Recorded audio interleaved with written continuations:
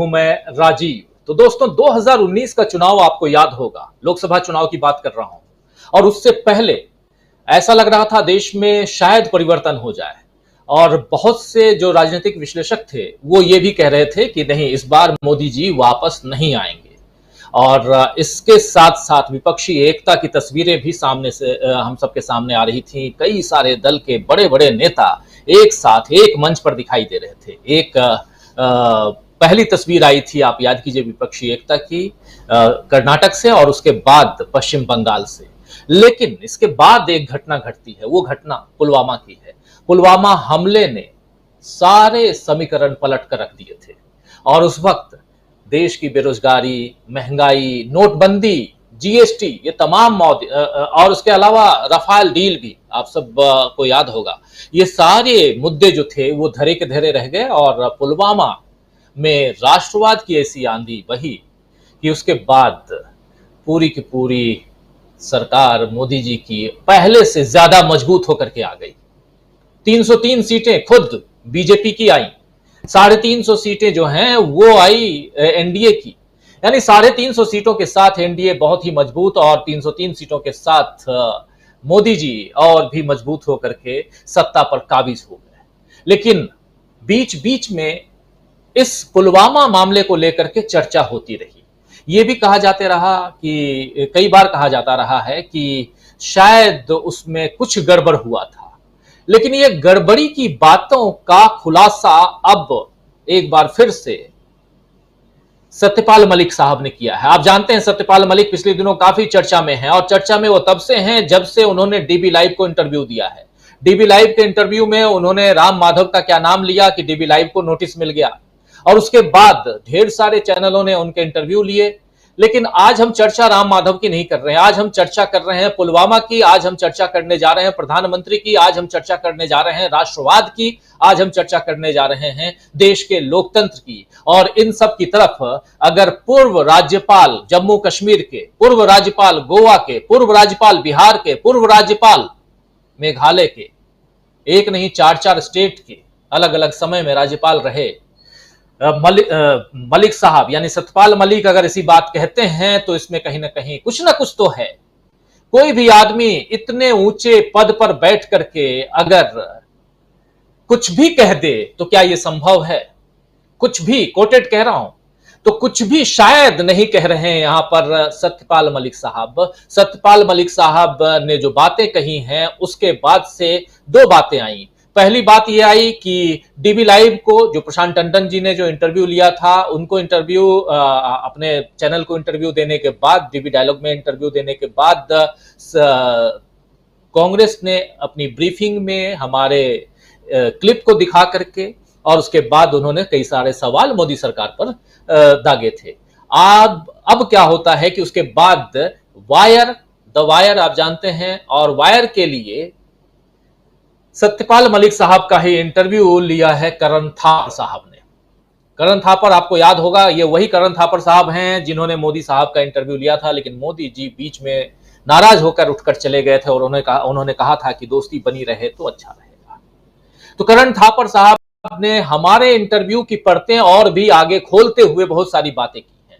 लेकिन हमारे इंटरव्यू में क्या कुछ था, चूंकि मामला, और इस बात की शुरुआत कर रहा हूं पुलवामा से, तो पुलवामा के मामले पर जब हमारे साथी प्रशांत टंडन जी ने पूछा तो क्या कुछ कहा था उस समय सत्यपाल मलिक साहब ने, जरा सुन लेते हैं, और उसके बाद चर्चा को और आगे बढ़ाएंगे। अडानी के मामले पर भी उन्होंने बहुत कुछ कहा है, उन्होंने राहुल गांधी के मामले पर भी कहा है, उन्होंने प्रधानमंत्री पर सीधा आरोप लगाया है।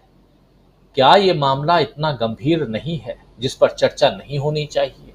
आज main stream media, so called, जो अपने आप को देश के बहुत बड़े बड़े चैनल कहते हैं, वो इस पर चर्चा नहीं कर रहे हैं, लेकिन चर्चा होनी चाहिए। किसी को नीचा दिखाना, किसी को ऊपर उठाना हमारा मकसद नहीं। हमारा मकसद है कि क्या सच है और क्या झूठ है, उससे पर्दा हटना चाहिए। सत्यपाल मलिक साहब अगर झूठ बोल रहे हैं तो प्रधानमंत्री साहब को आगे आना चाहिए, और तमाम सरकार को आगे आकर कहना चाहिए, और दूध का दूध और पानी का पानी रखना चाहिए सामने। इसलिए भी क्योंकि राष्ट्रवाद की आंधी में बीजेपी फिर से सत्ता पर काबिज हुई है, और उसके बाद आप याद कीजिए कि उसी 2019 के 5 अगस्त को जब वहां के राज्यपाल रहते हुए सत्यपाल मलिक वहां के राज्यपाल थे, यानी जम्मू कश्मीर के, तब 370 आर्टिकल 370 अनुच्छेद 370 को जम्मू कश्मीर से हटा दिया गया। कश्मीर को 3 पार्ट में विभाजित कर दिया गया, 2 पार्ट में विभाजित कर दिया गया। तो ये जो है मामला वहां तक पहुंचे, लेकिन उससे पहले सुनते हैं पुलवामा के मामले पर प्रशांत टंडन जी से सत्यपाल मलिक साहब ने क्या कुछ कहा था। सुनिए जरा। उन्होंने रक्षा मंत्री से जहाज की वो की थी रिक्वेस्ट कि इतने लोग उसमें नहीं जाते हैं, कारण उनको जहाज नहीं दिया गया। अगर वो मेरे से कहते तो मैं जहाज दिला देता उनको। 40 लोग हमारे उसमें सीआरपीएफ के उसमें मरे। 300 किलो आरडीएक्स कहते हैं कि आ गया वहां पे। वो रूट लॉक था 2 दिन पहले से। कुछ लॉक नहीं था। भारत करेंगे जिस वक्त ये एक्सीडेंट हुआ है उस वक्त तक भी जब ये गुजर रहा था कारवां, तो उसमें 8-10 लिंक रोड मिलती हैं उस 10 किलोमीटर के एरिया में। कहीं पे एक जिप्सी भी नहीं खड़ी थी। तो ये कैसे हो गया? लापरवाही, इनकॉम्पिटेंस। इंटेलिजेंस फेलियर था। इंटेलिजेंस इनपुट थे।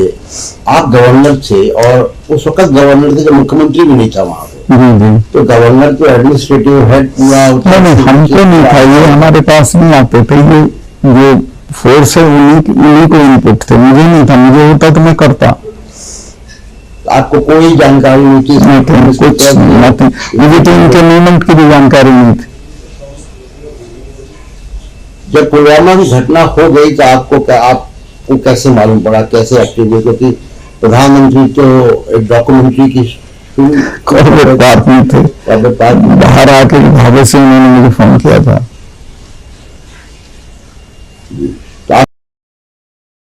तो सुन रहे थे आप यहाँ प्रशांत टंडन जी से बातचीत में क्या कुछ कह रहे हैं जम्मू कश्मीर के पूर्व राज्यपाल सत्यपाल मलिक साहब। सत्यपाल मलिक साहब ने जब इसी बात को आगे बढ़ाते हुए करण थापर को इंटरव्यू दिया है तो उसमें उन्होंने कहा है कि प्रधानमंत्री जी से जब मैंने बात की तो उन्होंने मुझे चुप करा दिया था। इस मामले पर जब मैंने कहा कि इसमें वहां रेस्क्यू के लिए वहां पर कुछ फ्लाइट, ये जो हेलीकॉप्टर्स है भेजे जा सकते हैं, भेजे जाना चाहिए, लेकिन ऐसे मसलों पर उन्होंने चुप करा दिया था। और उन्होंने हमले में केंद्रीय एजेंसियों की लापरवाही के बारे में एक रिपोर्ट भी भेजी।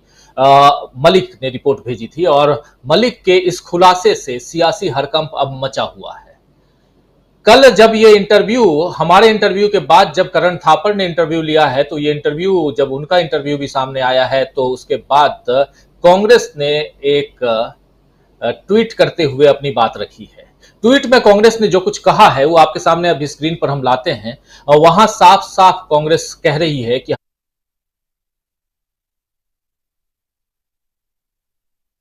सिर्फ 5 एयरक्राफ्ट मांगे थे।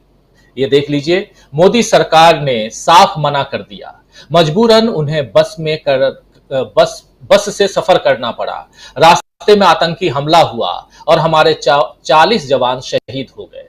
जम्मू कश्मीर के पूर्व राज्यपाल सत्यपाल मलिक ने जब पीएम मोदी से कहा यह हमारी गलती से हुआ है, जानते हैं पीएम मोदी ने क्या कहा? पीएम ने कहा तुम अभी चुप रहो, इनकी गलती की वजह से हमारे देश के जवान शहीद हो गए। और पीएम मोदी अपनी छवि बचाने में लगे रहे। हमारे जवानों से ज्यादा प्यारी खुद की छवि हो गई। ये सीधा सीधा आरोप जो है वो लगा रहे हैं जम्मू कश्मीर के राज्यपाल सत्यपाल मलिक प्रधानमंत्री नरेंद्र मोदी पर, और इसका जवाब मांग रही है कांग्रेस। कांग्रेस ने आज प्रेस कॉन्फ्रेंस करके ये सारी बातें रखी हैं।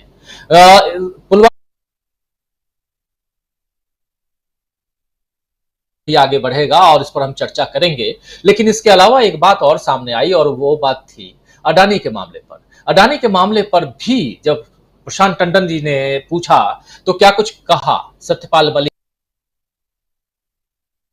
जरूरी है, इसलिए जरूरी है क्योंकि इस चर्चा को हम आगे बढ़ाएंगे और उसमें ये तमाम बातें धीरे धीरे खुल करके सामने आएंगी। क्या कुछ कह रहे हैं, जरा सुपारी किसकी दी है जरा सुनिए। सुपारी वाली बात पिछले दिनों प्रधानमंत्री नरेंद्र मोदी ने कही थी कि विपक्षी दलों ने, इन लोगों ने मेरी सुपारी दे रखी है, लेकिन यहां सुपारी की बात कुछ और हो रही है। सुनिए जरा।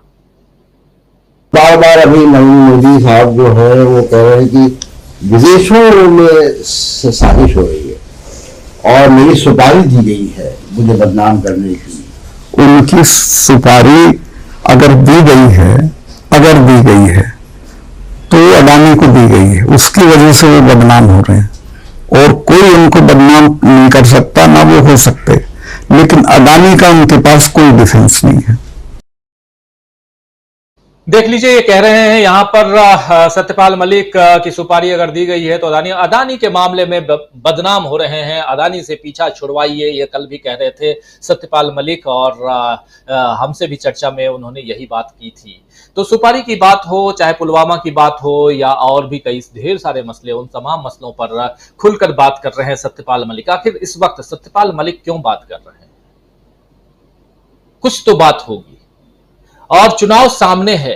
क्या सत्यपाल मलिक इससे राजनीतिक लाभ लेना चाहते हैं या यहां पर बीजेपी या मोदी सरकार या खुद प्रधानमंत्री मोदी फंसे हुए हैं? बहुत सारे सवाल हैं, उन सवालों का जवाब ढूंढने की हम कोशिश करते हैं इस चर्चा के दौरान। आइए, हमारे साथ कुछ वरिष्ठ साथी जुड़े हुए हैं। आज हालांकि प्रेस कॉन्फ्रेंस भी इसने की है, कांग्रेस ने की है, उस प्रेस कॉन्फ्रेंस के कुछ अंश भी आप तक हम रखेंगे, लेकिन आइए मिलवाते हैं हमारे साथ कुछ